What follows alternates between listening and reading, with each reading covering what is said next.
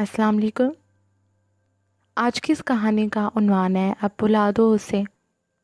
Video شروع کرنے سے پہلے آپ سے ایک ریکویسٹ ہے کہ اگر آپ نے ابھی تک میرے چینل زرش وائس کو سبسکرائب نہیں کیا تو پلیز میرے چینل کو سبسکرائب کر کے بیل نوٹیفیکیشن کو آن کر دیں تاکہ آپ کو تمام ویڈیوز کی اپڈیٹ بر وقت ملتی رہیں۔ اس کے علاوہ آپ میری ویڈیو کو لائک اور شیئر بھی کر سکتے ہیں۔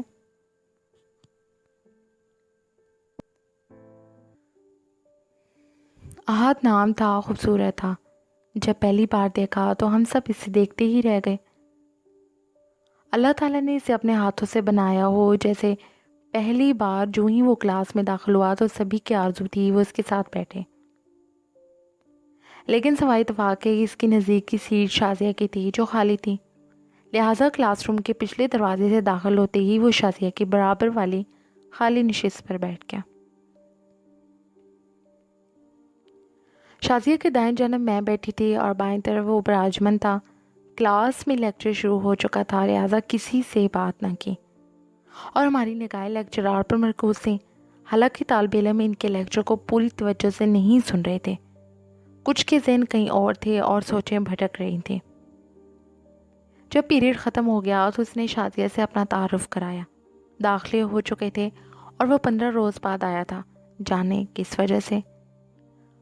بہرحال میں شازی کی دوست تھی، اگلا پیریڈ فری تھا، لہٰذا ہم اکٹھے باتیں کرتے ہوئے کلاس روم سے باہر آئے تو شازی نے آفر کی، احد آئیے آپ کو چائے پلائیں، آپ کا آج کلاس میں پہلا دن ہے نا؟ ہاں احد، اب نیو کمر ہے اور آج کی میزبانی ہمارا فرض بنتا ہے۔ میں نے بھی سہیلی کی ہاں میں ہاں ملائی، یوں ہم تینوں کینٹین کی طرف روانہ ہو گئے۔ شازی نے چائے، کیک، سموسے وغیرہ منگوائے اور ہم اس دوران خوشگوار انداز سے باتیں کرنے لگے۔ احد اپنائیت بھرے انداز سے بات کر رہا تھا، ایسا لگتا تھا کہ وہ بہت داستانہ رویہ رکھنے کا عادی ہے، صاف کو اور مہذب۔ ہمارا یہ نیا ہم جماعت ہم دونوں کے دلوں کو پایا اور پہلے ہی دن ہماری اس سے ذہنی ہم آہنگی ہو گئی۔ اس کے بعد وہ ہمارے گروپ کا حصہ بن گیا۔ باتوں باتوں میں پتہ چلا کہ وہ امیر باپ کا بیٹا ہے۔ اس کے والد کی کپڑے کی مل تھی، لیکن دولت مند ہونے کے باوجود اس میں ذرا بھر بھی غرور نہیں تھا۔ جلدی اس کی ساری کلاس سے دوستی ہو گئی، تاہم اس کے بارے میں اور شازیہ بس اتنا ہی جانتے تھے کہ جس قدر اس نے خود اپنے متعلق بتایا تھا، جبکہ وہ ہمارے بارے میں ابھی تک کچھ زیادہ نہیں جانتا تھا۔ وقت گزرتا رہا، ہماری دوستی اس کے ساتھ گہری ہوتی گئی۔ اس ایک ماہ کے دوران اس نے ایک بار بھی ہمیں شکایت کا موقع نہیں دیا۔ بلا شبہ وہ ایک مہذب اور اعلیٰ خاندان کا چشم و چراغ تھا اور اس کی عادات بہت عمدہ تھیں۔ رفتہ رفتہ ہماری دوستی رنگ لانے لگی، یوں کہ ہم فری پیریڈ میں ہمیشہ اکٹھے کینٹین جاتے تھے اور وہ بل ادا کرنے کی پوری کوشش کرتا تھا۔ اسی دوران مجھ پر یہ حقیقت واضح ہونا شروع ہو گئی کہ احد اور شازی ایک دوسرے کے لیے اپنے دلوں میں بہت جگہ کر رکھتے ہیں اور ظاہر نہیں کرتے۔ شازی بھی خوشحال گھرانے سے تھی، اس کے والد کی فیکٹریاں تھیں اور یہ صرف 2 بہنیں تھیں۔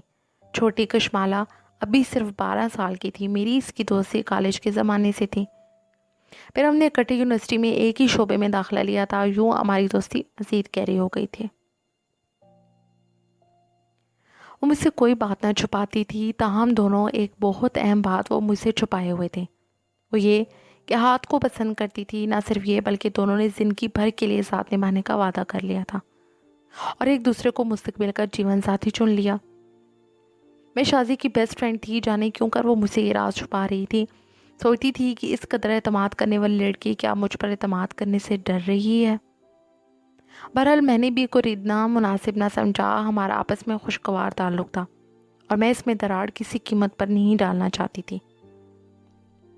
شازی اب چھٹی نہیں کرتی تھی، وہ باقاعدگی سے یونیورسٹی آ رہی تھی۔ اگر احد کسی دن چھٹی کر لیتا تو اس کا دل تمام دن پریشان رہتا اور وہ فون کر کے پوچھتی کہ کیوں نہیں، کل ضرور آنا۔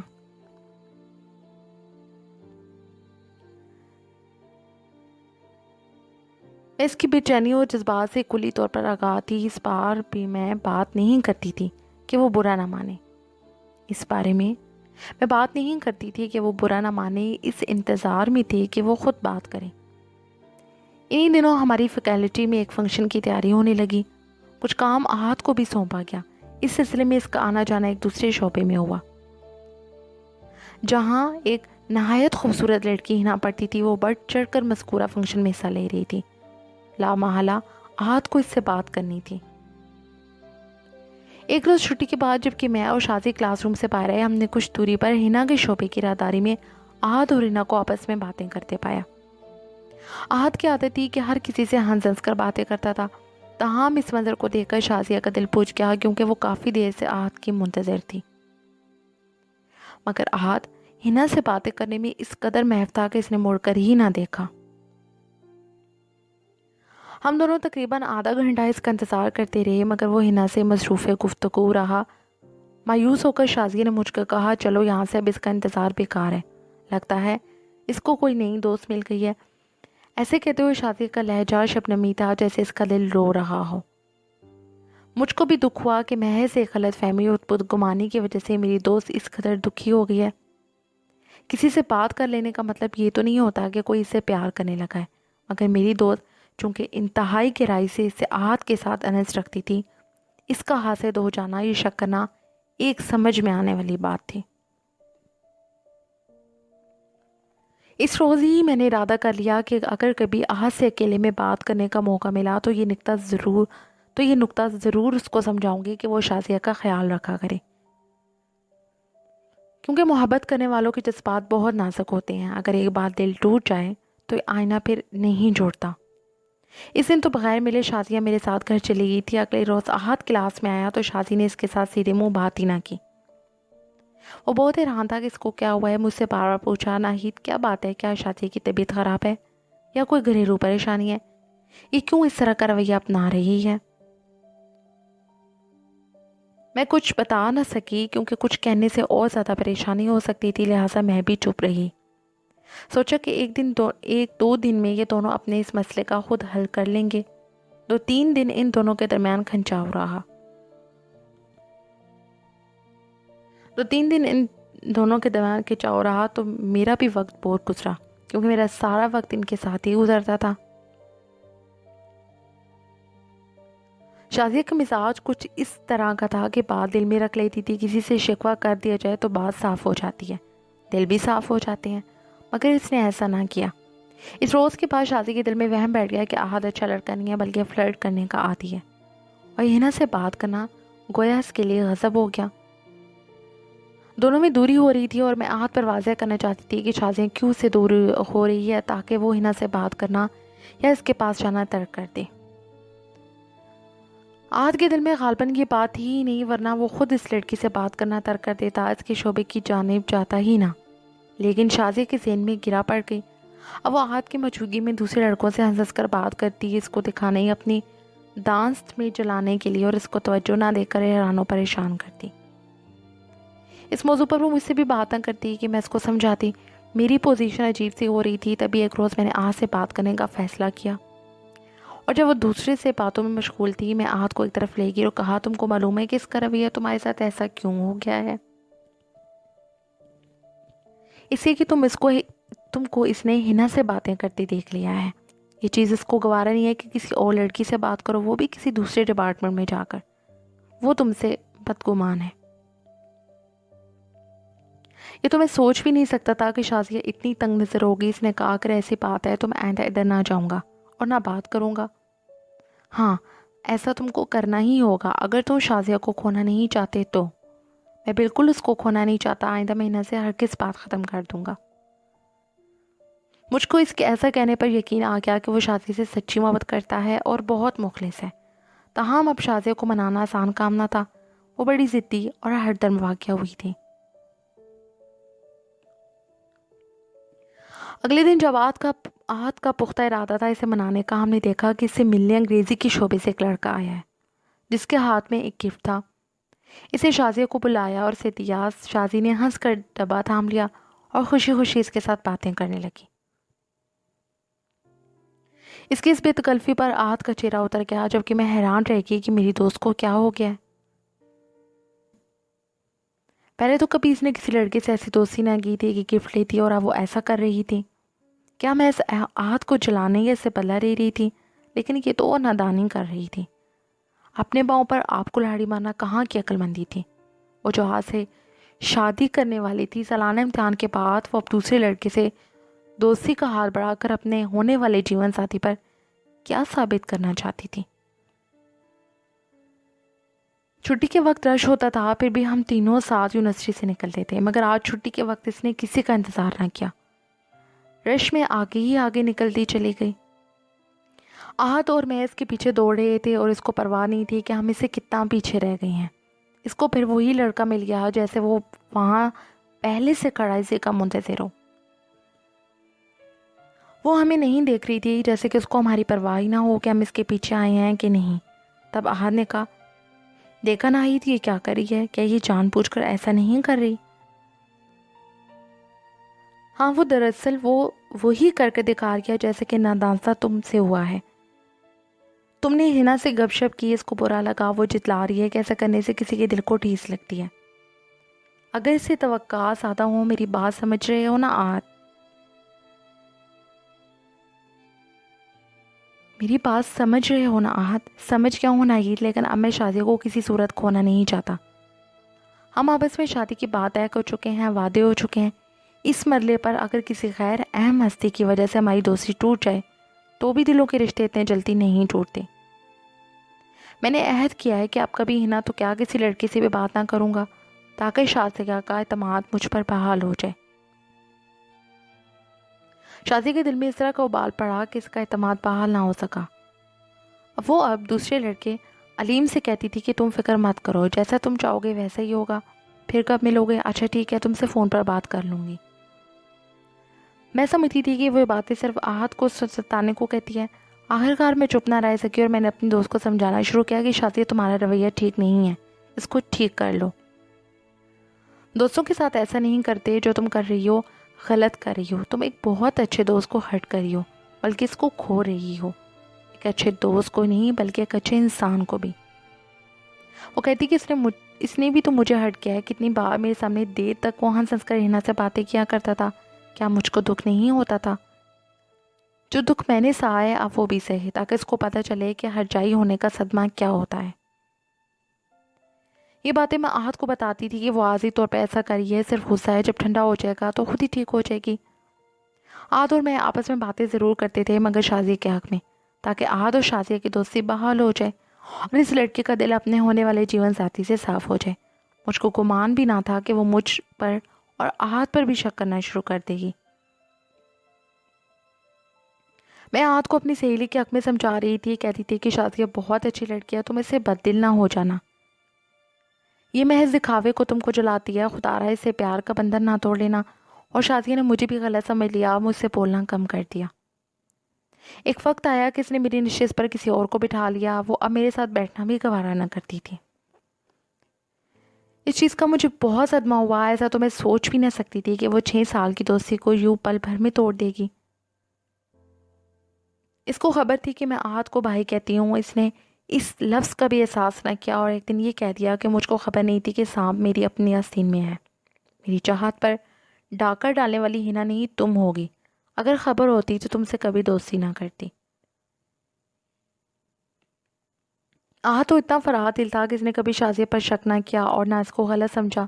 وہ چاہے جس سے بات کرے وہ کوئی ایسی ویسی بات نہ سوچتا تھا، اس لیے کہ وہ شازیہ پر اعتبار کرتا تھا، مگر شازیہ ایسی تھی جو کسی پر اعتبار نہیں کرتی تھی۔ پہلے دن سے میں اور وہ اکٹھی یونیورسٹی آتی تھیں اور ساتھ جاتی تھیں، کیونکہ ہمارے گھر پاس پاس ہوتے تھے، مگر اب اس نے مجھ سے اپنا رستہ الگ کر لیا۔ وہ بغیر مجھے بلائے یونیورسٹی چلی جاتی اور چھٹی ہوتے ہی غائب ہو جاتی۔ اس صورتحال کی وجہ سے میں خاصی پریشان تھی۔ آہت نے مجھے پریشان دیکھا تو کہا کہ جب تک شازیہ کا موڈ صحیح نہیں ہوتا تم کو میں اپنی گاڑی میں ڈراپ کر دیا کروں گا، تم کہاں تک بسوں میں دھکے کھاؤ گی؟ چھٹی کے بعد کچھ دن تک میں آہت کی گاڑی میں جاتی رہی، اس کے ساتھ میری دلی خواہش تھی کہ شازیہ کو مناؤں گی، کیونکہ سالانہ امتحان شروع تھے اور وہ ہم سے دور تھی۔ ایک روز میں اس کے گھر گئی، آنٹی نے اچھی طرح بات کی، مگر شازیہ نے مجھے دیکھ کر منہ پھیر لیا۔ مجھ کو بہت دکھ ہوا، سوچا جانے ہی اپنے آپ کو کیا سمجھتی ہے، شاید اس کو اپنے امیر ہونے کا احساس ہے۔ میرا دل ٹوٹ گیا۔ آہت کو بتایا کہ وہ غالباً ہمیشہ کے لیے ہم سے بچھڑ گئی ہے، ہو سکتا ہے کسی اور سے دل لگا بیٹھی ہے۔ ورنہ اتنی ناراض تو نہیں ہونی چاہیے۔ وہ غریب خود بے حد پریشان تھا۔ بہرحال پھر سالانہ امتحان شروع ہونے والے تھے، اس لیے کچھ عرصے کے لیے ہماری چھٹیاں ہو گئی۔ میں اچھے اخلاق کی مالک تھی، کلاس میں بہترین پوزیشن تھی، ٹیچرز اور طالب علم، کلاس فیلوز سبھی میری عزت کرتے تھے۔ میں نے کبھی کسی کا دل نہ دکھایا تھا۔ آخر ایک بار اور میں نے اپنی دوست کو سمجھایا کہ شازی دیکھو، اجنبی لڑکوں سے ایسی قیمتی گفٹ لینا درست نہیں ہے۔ تب اس نے تڑاک سے جواب دیا تھا، آئندہ میرے ذاتی معاملات میں دخل دینے کی ضرورت نہیں ہے، ٹھیک ہے؟ بتاؤ تو صحیح۔ ٹھیک ہے، بتاؤ تو صحیح، اس لڑکی سے تمہارا کیا رشتہ ہے جو روز تم کو گفٹ دینے آتا ہے؟ کہا نا، یہ میرا ذاتی معاملہ ہے، میں کیا کرتی ہوں، کس سے ملتی ہوں، تم کو اس سے کچھ مطلب نہیں ہونا چاہیے۔ تم کو سمجھانا میرا فرض ہے کیونکہ میں تمہاری دوست ہوں۔ میں نے آخری کوشش کی۔ دوست ہو تو دوست بن کر رہو، سرپرست بننے کی ضرورت نہیں ہے۔ سمجھ لو کہ وہ لڑکا میرا منگیتر ہے، ہماری 1 سال پہلے منگنی ہوئی تھی۔ اور صریحاً جھوٹ بول رہی تھی کیونکہ میرا اور اس کا گھر پاس پاس تھا، ایسا کچھ بھی نہیں ہوا تھا۔ یہ سن کر میرے پیروں تلے سے زمین نکل گئی کیونکہ آہت کے لیے شازیہ کا پیار زندگی اور موت کا معاملہ تھا۔ اب یہ بات میں اس کو کیسے بتا پاؤں گی، یہی سوچ سوچ کر مجھ کو وحشت ہو رہی تھی۔ مجھ کو اپنے کانوں پر یقین نہیں آ رہا تھا۔ بہرحال جو اس نے کہا میں نے آہت کو بتا دیا۔ اس کو بے حد صدمہ ہوا، وہ بیمار ہو گیا، یونیورسٹی آنا بند کر دیا، 15 روز نہ آیا۔ اب امتحان سر پر تھے، اس کے دوستوں کا روز فون آتا تھا کہ چھٹیاں ختم ہو گئیں، اس کے بعد بھی تم نہیں آ رہے ہو، کیا بات ہے؟ میں بھی پریشان تھی، اس کے گھر گئی، وہ بستر پر لیٹا تھا۔ میں نے اس کی ہمت بندائی، یونیورسٹی آنے پر آمادہ کیا اور کہا کہ آہت، میں یونیورسٹی کے طالبہ میں تم کو سب سے زیادہ عقل مند اور ذہین سمجھتی تھی، اور تم نے اس وقت ہمت ہار دی جبکہ منزل لبے بام رہ گئی ہے۔ جو ہونا ہے وہ ہو کر رہے گا، تم یونیورسٹی آؤ اور امتحان دو۔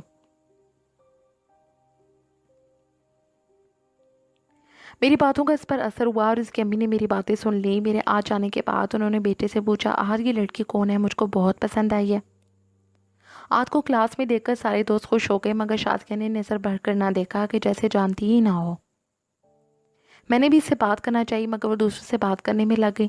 چھٹی کے وقت وہ اپنی راہ چل دی، ہمیں پوچھا تک نہیں، تبھی میں اور آہت اکٹھے گھر آ گئے۔ واسی پر آہت نے مجھے اصرار کر کے اپنے گھر بلا لیا۔ آنٹی مجھ کو دیکھ کر خوش ہو گئیں، کھانا وغیرہ کھلایا، خوب خاطر تواضع کی، ڈھیروں باتیں کی اور کہا کہ تم دونوں یہاں اکٹھے بیٹھ کر امتحان کی تیاری کیوں نہیں کرتے۔ مجھے لگا آنٹی مجھے جانچ رہی ہیں اور میں روز ان کے گھر آؤں، کسی خاص مقصد سے وہ مجھ کو پرکھ رہی تھیں اور میں یہ خوب سمجھ رہی تھی۔ کچھ دن میں آہت کے گھر روز جاتی اور شام کو 2 گھنٹے ہم پیپرز کی تیاری کرتے۔ اس دوران آنٹی چائے وغیرہ بنا کر لاتی، پھر مجھ کو گھر ڈراپ کرنے خود آتی۔ یوں امی ابو سے بھی انہوں نے ملاقات کی، پھر مجھ سے پوچھا، بیٹی تم کو میرا بیٹا آہت کیسا لگتا ہے؟ میں نے کہا آپ کا بیٹا بہت اچھا ہے، ساری کلاس میں ان کا اخلاق سب سے اچھا ہے۔ پھر یہی سوال گھر جا کر انہوں نے اپنے بیٹے سے کیا، اس نے جواب دیا، اچھی لڑکی ہے اس لیے تو اچھی لگتی ہے۔ رزلٹ کے بعد آنٹی انکل ہمارے گھر آئے اور میرا رشتہ اپنے بیٹے کے ساتھ طے کر گئے۔ میں نے اندازہ کر لیا تھا کہ آہت شازیہ کو اپنے دل سے نکال چکا ہے، لہٰذا اس نے بھی اس رشتے کو قبول کر لیا، یوں ہماری شادی ہو گئی۔ شروع میں مجھ کو گمان بھی نہ تھا کہ میری شادی آہت سے ہوگی، لیکن جب ہوئی تو میں نے خدا کو مان لیا کہ واقعی وہی ہوتا ہے جو خدا کو منظور ہوتا ہے۔ میرے رب کو بھی میرا اور آہت کا ساتھ منظور تھا، ورنہ شازیہ اور آہت کو ایک کرنے اور منانے میں نے کوئی کسر نہیں چھوڑی تھی۔ آج ہم دونوں خوش و خرم زندگی گزارے ہیں، ہمارے 2 بچے ہیں۔ شازیہ نے ابھی تک شادی نہیں کی، وہ ہم سے ناراض ہے، خاص طور پر میرے بارے میں کہتی ہے کہ میں نے اس کے حق پر ڈاکہ ڈالا ہے۔